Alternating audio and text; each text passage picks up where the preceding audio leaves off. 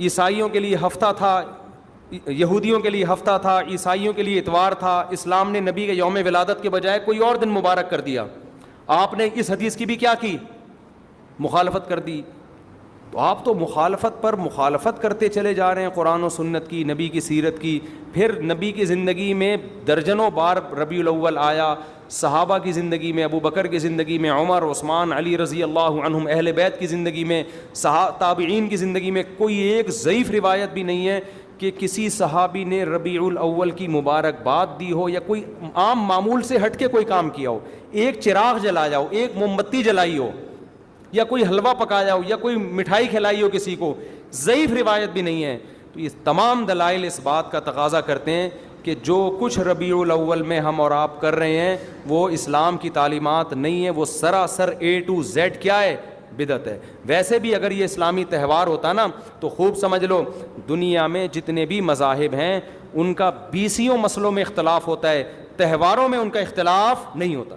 عیسائیوں میں جو لبرل عیسائی ہیں نا وہ بھی کرسمس کے موقع پہ کرسمس مناتے ہیں، تہوار پوری قوم مناتی ہے. ہندوؤں کی جو ہولی کا دن ہے وہ پوری قوم کے لیے ہے کہ نہیں ہے؟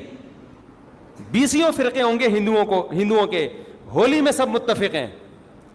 یہی وجہ ہے کہ مسلمانوں کے جتنے فرقے ہیں عید الفطر میں سب کیا ہیں؟ متفق. یکم شوال، ہاں اس کی تعین میں پشاور کا شوال الگ شروع ہوگا، ہمارا الگ ہو، وہ ایک الگ بات ہے، لیکن ہے کیا؟ فرسٹ شوال.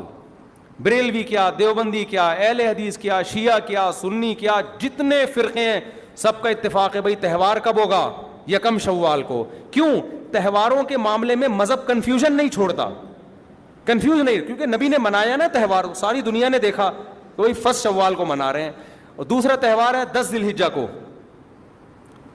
جو بقرعید ہے. پوری دنیا میں کتنے ہی مسلمانوں کے فرقے ہوں، بقرعید کب منائی جاتی ہے؟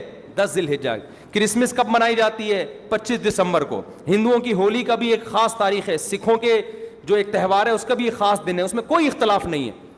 اگر عید میلاد النبی مسلمانوں کی سچی مچی کی عید ہوتی، تہوار ہوتا، اس میں اتنا اختلاف نہ ہوتا. اتنا اختلاف ہے، پورے سعودیہ کی ایک گلی میں بھی کوئی ایک بتی بھی نظر نہیں آئے گی آپ کو. ایسا ہے کہ نہیں ہے؟ پاکستان میں گھر گھر سجے ہوئے ہیں، پورے مکہ مدینہ میں، ریاض میں، جدہ میں کہیں بھی ایک بتی بھی نظر نہیں آئے گی، ایک چراغ بھی نظر نہیں آئے گا. یہ کیسا تہوار ہے؟ پورے عرب دنیا میں کہیں بھی نہیں منایا جا رہا، انڈیا پاکستان میں دھوم دھام سے منایا جا رہا ہے. یہ خود اس کی علامت ہے، اتنا بڑا اختلاف ہونا کہ یہ تہوار نہیں ہو سکتا. پھر پاکستان میں بھی کھارا در میں منایا جا رہا ہے، ڈیفنس میں نہیں منایا جا رہا. کراچی میں کم منایا جا رہا ہے، چھانگا مانگا میں، چیچا وطنی میں زیادہ منایا جا رہا ہے. معذرت کے ساتھ چیچا وطنی میں نہیں، یا کسی اور علاقے میں، سمجھ رہے ہو؟ پھر جو پسماندہ علاقے ہیں ان میں زیادہ منایا جا رہا ہے، پڑھے لکھے علاقوں میں کم منایا جا رہا ہے. پھر جن علاقوں میں منایا جا رہا ہے ان میں بھی پورا نہیں منایا جا رہا. جیسے ہمارے علاقے میں اگر ناظم آباد میں منایا جا رہا ہے، ایک گلی میں منایا جا رہا ہے، دوسری گلی میں پتہ ہی نہیں. پھر جس گلی میں منایا جا رہا ہے، اس گھر میں منایا جا رہا ہے، پڑوسی کے گھر میں نہیں منایا جا رہا. تو یہ اس کی علامت ہے بھائی. یہ تہوار اگر ہوتا تو ساری دنیا کے مسلمان اس پر متفق ہوتے. کھوپڑی شریف میں بات آ رہی ہے کہ نہیں آ رہی ہے؟ تو اس لیے یہ اتنے بات اس کے غلط ہونے کے دلائل ہیں نا اس کو عید میلاد النبی کو منانے کے، کہ بہت ہی کوئی ضدی اور ہٹ دھرم ہوگا تو کہے گا کہ یہ منانا چاہیے ان دلائل سننے کے بعد.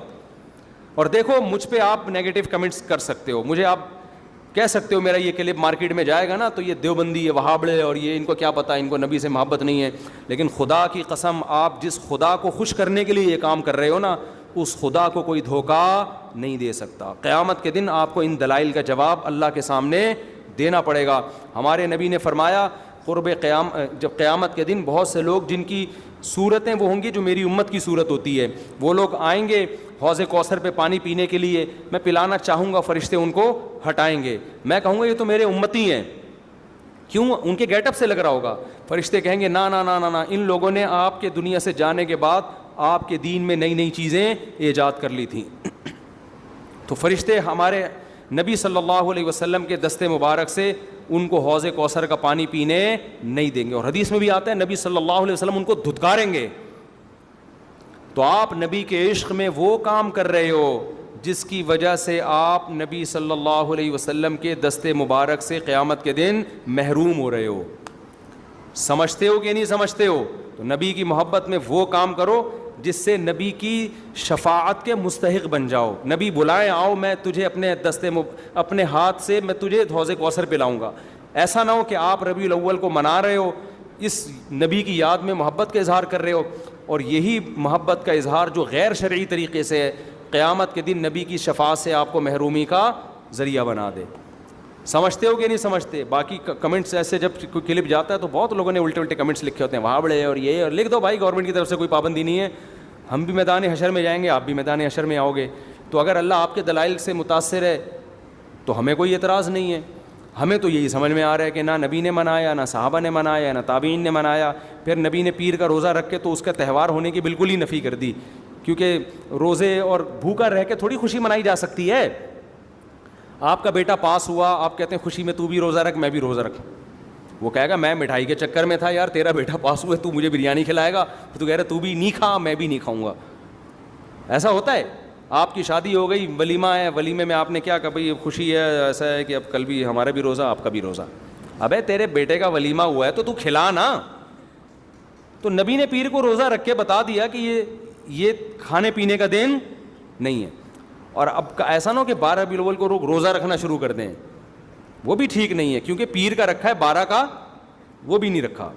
یہ تو ایک پیر کا رکھ کے جو سبق ملتا ہے وہ یہ کہ میری ولادت کا دن وہ تہوار کے طور پہ اس کے منانے کا کوئی کانسیپٹ اسلام میں نہیں ہے. سمجھتے ہو کہ نہیں سمجھتے؟ اتنے واضح دلائل ہیں بھائی. پھر بھی اگر کسی کی سمجھ میں نہ آئے تو ہم تو پولیس میں تو ہے نہیں کہ ہم زبردستی سمجھا دیں, ہم تو بیان نہیں کر سکتے ہیں. ہمارے گھر کے آگے بھی بتیاں لگی ہوئی ہیں, لوگوں نے ہمارے پڑوسیوں میں بھی لوگ بتیاں لگا رہے ہیں, حلوے پکا رہے ہیں. میں تو کبھی کسی کو نہیں جا کے چھیڑتا, ابے تو اتنا گھنٹہ بیان کیا تیری سمجھ میں نہیں آیا. تو ہم پولیس میں نہیں ہیں بھائی, ہم بتا سکتے ہیں, ماننا ہے مان جاؤ. میں نے جس دن محرم کے حلیم کے دیگ کے خلاف بیان کیا, اسی رات پوری گلی میں ہمارے دیگیں چلتی رہی ہیں نا, وہ لڑکے گھوٹے لگاتے رہے. تو مجھے کسی نے کہا ان لڑکوں کو بتاؤ جا کے کہ آج بیان ہوا ہے اور آج ہی آپ یہ کام کر رہے ہو. میں نے کہا یار ہم پولیس میں نہیں ہیں, ہم نے جو بات کرنی تھی کر لی. اب یہ لڑکے لونڈے لپاڑے لگے ہوئے ہیں, اللہ کسی کو دیگ میں گرا کے مار دے وہ خود ہی سزا دے دے. بعض دفعہ اللہ کا غضب آتا ہے, آپ الٹ گئے دیگ کے اندر ہی گر گئے آپ. تو میں نے کہا ہم تو بددعا بھی نہیں کر سکتے, تو ہمارا کام ہے سمجھانا. ہم نے سمجھا دیا. اب کون دیگ میں کیا کر رہا ہے, کون دیگ کے اندر گھس رہا ہے, کون کھا رہا ہے, یہ ہمارے ہیڈک, یہ پولیس کا کام ہے, ٹھیک ہے نا. پولیس کرے گی تو ٹھیک ہے, نہیں کرے گی تو پولیس سے اللہ پوچھ لے گا. پولیس نہیں کرے گی, پولیس کہے گی گورنمنٹ نے منع کیا ہوا ہے, تو گورنمنٹ جانے, اللہ جانے. ہمارا کام پیغام پہنچانا ہے, ہمارا کام پیغام مسلط کرنا نہیں ہے. تو ربیع الاول کو عید میلاد النبی منانا ہم یہی کہتے ہیں جائز نہیں ہے. اس کے اتنے سارے دلائل ہیں, پھر بھی کسی کی سمجھ میں نہ آئے تو پھر وہ جانے. پڈے بازی نہ کرو, لوگوں کو جا کے نا تانے نہ دی.